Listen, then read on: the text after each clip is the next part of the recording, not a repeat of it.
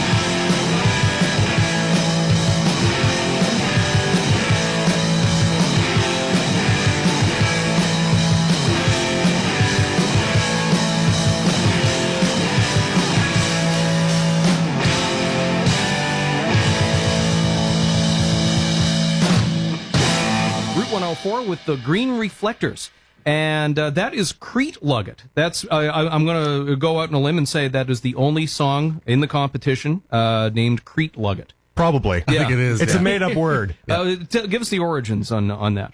That is a nickname that my brother Aaron here, who plays the drums, I'm Kyle, he came up with that nickname. I think I would have been 5, and at that time you would have been maybe 3 or 4 or something like that. Yeah, I used to come up with all kinds of dumb words and names. I still do, actually. Yeah, he used to call me Cricket, Crayola, Craypool. Crete Luggett is the most notable of the bunch. I don't understand how you can, my name is Kyle. It's already short enough, so we just made it longer by calling, kind of a Crete Luggett. reverse thing. I like that. Yeah, it works. So the Green Reflectors, 2 of them here. We have Kyle and we have Aaron, and thanks for coming in, guys. Very cool sounding stuff right here. Thank you. Now, surf rock, I think we can safely say that's your bread and butter. Who else do you guys listen to? Who else are big influences for you guys? The Urban Surf Kings. When you think Halifax surf bands, Urban Surf Kings, you're fans of them. They're like our surf dads, basically. They are, really, yes. So yeah, they're. I remember seeing them when I was in high school because they're the bass player. His wife was the music teacher at Bridgewater High School, and at one point in time, they came in and did a set, and I was kind of blown away then. And I don't know if that was when I decided I wanted to play surf music or. It was a contributing factor, that's for sure. Because it's kind of a definitive path, I think. When you decide you want to go to surf music, that's making a pretty definite statement right there. Oh, big time, yeah. It's not a lot of people are doing it, not here anyway. I think there's a bigger scene in Europe. We're getting a lot of radio play over there right now, which is kind of interesting. We're getting play we've got play in Amsterdam, Australia, Greece, Spain, Italy. There's little, Germany. Yeah, freaky radio stations there that are playing surf music. So we kind of all surf radio 89.3. Yeah, exactly. A lot of underground stuff there. Yeah, that's right too. Totally nice. So how long have you been doing this? How long have you been playing as a unit? We started when Aaron bought the drum set. That'd be November 2007. Well, the first show we did was June 2008. Right. Yeah. Yeah, and he had just kind of learned how to play a beat at that point. So we were pretty fresh. Pretty fresh. Yeah. So basically, he bought the drum set 2007. He was sort of pounding out beats that night, but it took us a while to kind of gain some traction. I've been playing guitar for a little while before that, but we learned Rumble, Link Ray. Yeah. And we played that at the it was his graduating variety show. It was kind of the last hurrah for him. I'd already been out of school 2 years and graduated college at that point, so it was kind of a trip for me to come back. Oh yeah, big time. Yeah. Did you win? Was this a contest kind of thing? I don't think we won, but I think we got second place. We definitely placed. I think it was second. I might have got a T-shirt or something. I can't remember. Oh yeah. That'll get you into the good schools. Yeah. Yeah, exactly. Yeah, totally. Now, just reading in your dossier that you actually opened for Lee Aaron and the Northern Pikes. Kind of by default, yeah. Riverfest, what was it? 2010, 2009, I think, was the year that the Northern Pikes played. Yeah. And we played at 11 o'clock in the morning, so we were... Technically, you're there, yeah. Technically, we were opening. And Really then, early opener. Yeah. And Lee Aaron was, I think that was the next year, 2010. She was the headliner at Riverfest that year, and once again, I think it was 11 o'clock, or it might have been like 1 in the afternoon. We might have gotten a better spot that year. I really can't remember, but... A touch better. But yeah, no, they had really killer sets. That blew me away. Those were really good And shows. you guys are technically the 5th and 6th Northern Pikes, you realize? Kind of. Exactly. So, well, what kind of... you have shows coming up here? Anything you want to... We have a bunch of cool stuff coming up. We're actually headed to Newfoundland on June 18th. We're playing the Levee. June 24th, Plan B Lounge in Moncton. June 26th, Shelburne. They're having a car show there. We played a couple times already, I think, with two times. Yep. August 6th, Hamfest, and the list goes on. We try to stay as busy as we can. Summer is our best season because summer and surf just go together, man. Yeah, winter and surf, not so much. Not so much, no. No.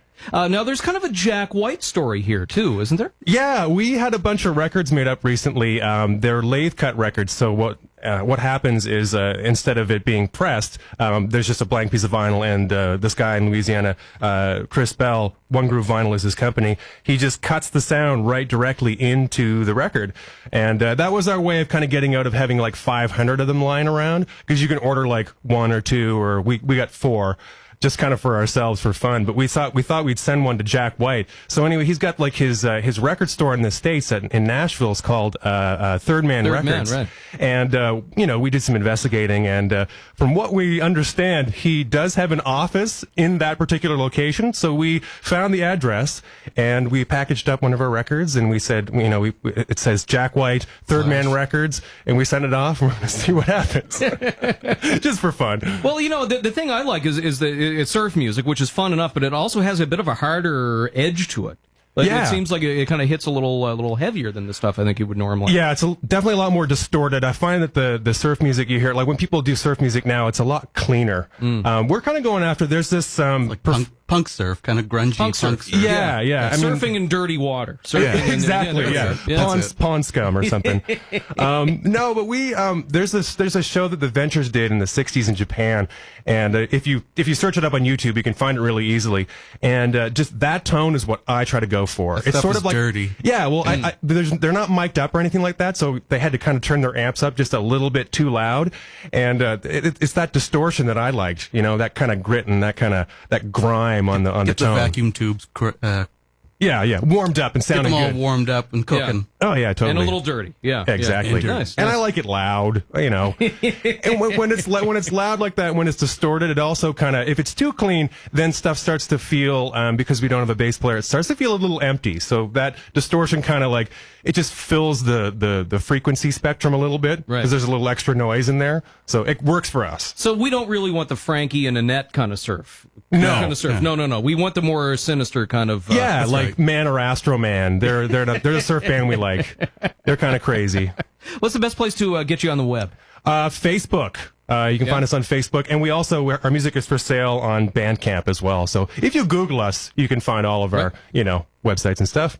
Excellent. Well, congratulations, guys. Moving on to the semifinals here for Very exciting. Q104 Homegrown Project. Thanks for getting involved. Great sounding stuff. Kyle and Aaron from the Green Reflectors. What's the other Rocket Booster? Why don't we give that one a spin? That's a good one. Thanks, guys. Good luck. Thank you. Thank you.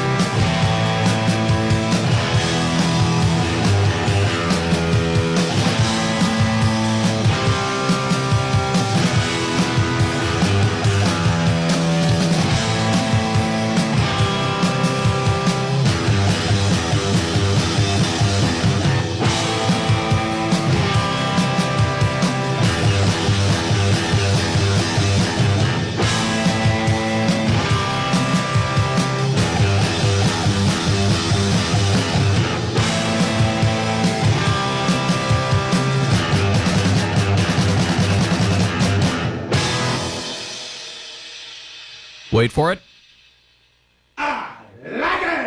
There you go. Route 104 with the Green Reflectors. Semifinalist number 4 in the Q104 Homegrown Project, $20,000 in prizing. Grand prize, $5,000 in recording, production, and mastering at Coda Pop Studios with producer John Landry from the Stanfields.